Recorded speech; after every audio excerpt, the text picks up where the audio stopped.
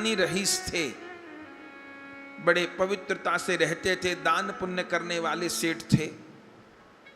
एक बार उन सेठ जी को लक्ष्मी जी ने स्वप्न दिया और सेठ जी को कहा कि सेठ जी, मैं अब तुम्हारे घर से जाऊंगी।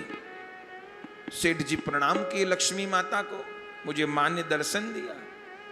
लक्ष्मी जी ने कहा, सेठ अब मैं तेरे घर से जाऊंगी, लेकिन मैं तुझसे प्रसन्न बहुत हूं। तू की चूने ईमानदारी से पैसा कमाया और खूब दान पुण्य किया, लोगों की सहायता की, तो मैं प्रसन्न हूं। तो वर दे के तुझे जाऊंगी, तो कोई एक वर तुम मांग लो। सेठ जी घबराए कि मां जाने को कहती है। उन्होंने कहा कि मेरे 7 बेटे 7 बहू हैं, उनसे परामर्श करके मैं तब आपसे कुछ कह पाऊंगा। उन्होंने कहा मैं कल फिर आ जाऊंगी। अगले दिन सेठ ने अपने बेटे बहुओं से परामर्श किया कि ऐसे ऐसे जगदम्बा महालक्ष्मी कहती हैं कि मैं छोड़ के जाऊंगी, एक वर मांगो। तो क्या मांगो?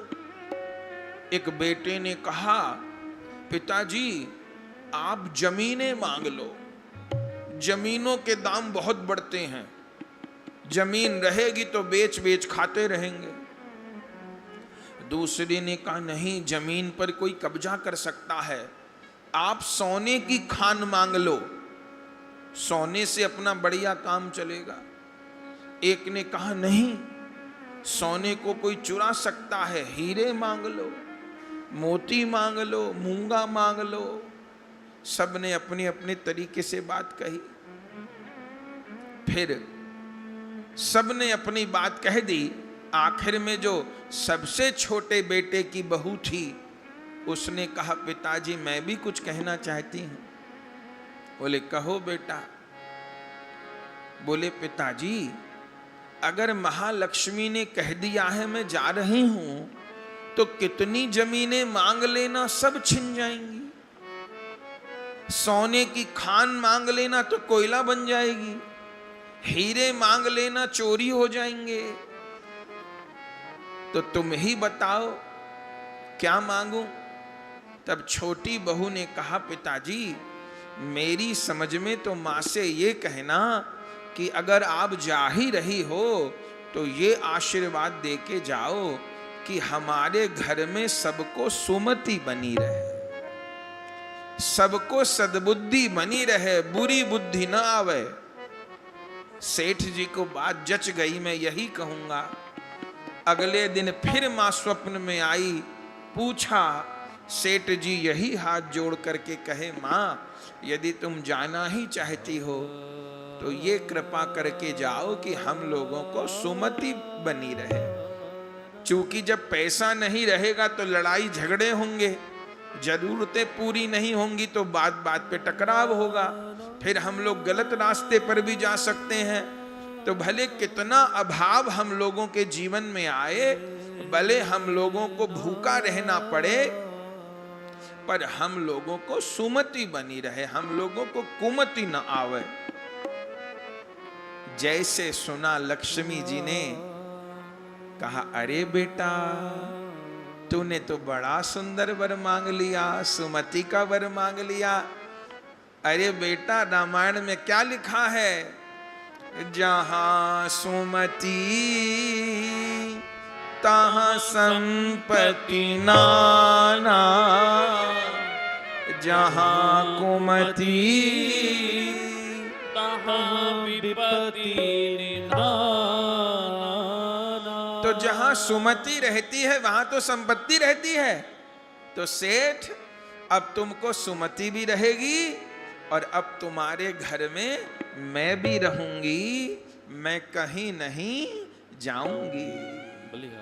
तो सुमति के कारण उसने संपत्ति भी प्राप्त कर ली। इसलिए 2 चीज हैं, एक माया है और एक लक्ष्मी है। गोस्वामी जी कहते हैं, सुत दारा और लक्ष्मी पापिन के भी होए, पर संत समागम हरि कथा तुलसी दुर्लभ दोए। पाप करते हुए किसी के पास जो धन दिखता है वो लक्ष्मी नहीं होती है, वो माया होती है। और वो माया कब क्या करेगी खबर नहीं। खबरें सुनते हैं ना, फलाने नेताजी ने बहुत घोटाले किए, फलाने नेताजी ने बहुत घोटाले किए, करोड़ों अरबों खरबों रुपया कमाया, मोदी जी की सरकार आई, सबकी फाइलें खुल गईं, अब बाकी जिंदगी जेल में ही बीत रही या बेल लेके बाहर घूम रहे हैं। ऐसे भी नेता हैं, उनके बच्चे नालायक हो गए, खूब घोटाले किए। तो नियम क्या है कि हर लाभ शुभ नहीं होता, इसलिए दीपावली पर लिखते हैं शुभ लाभ। गणेश जी के 2 बेटे हैं, पर बड़े बेटे का नाम है शुभ और छोटे का नाम है लाभ। इसलिए हर लाभ शुभ नहीं होता, पर हर शुभ लाभ होता है। तो नेता लोग घोटाले किए तो लाभ तो बहुत हुआ, लेकिन शुभ नहीं रहता, हथकड़ी पड़ जाती हैं और दुर्गति भी हो जाती है। तो रावण ये चाहता है कि भगवान के द्वारा मेरे कुल वंश का उद्धार हो, ये तो सत्य है, पर केवल इसी बात को कहें तो फिर सारी चौपाइयों का अर्थ कैसे करेंगे? तो बात यह है, जब वह बुरे वचन बोलता है तब उसके भीतर कुमति जागृत हो जाती है, और उसके द्वारा वो ये दिखाता है कि देखो मेरे पास धन की भी कमी नहीं, मेरे पास ताकत की भी कमी नहीं, मेरे पास बेटों की भी कमी नहीं, किसी चीज में नीचे नहीं, लेकिन उसके बाद भी भगवान से विमुख होने पर और कुमति करने पर मेरी ऐसी दुर्गति हो सकती है कि मरे तो मरे, आज तक लोगों ने पीछा नहीं छोड़ा, हर साल पुतला जलता है। जिन चीजों को पाने के लिए हम लोग जिंदगी लगा देते हैं, वो सब चीजें रावण के पास बड़ी प्रचुर मात्रा में है, लेकिन भगवान से विमुखता के कारण सब कुछ नष्ट हो गया।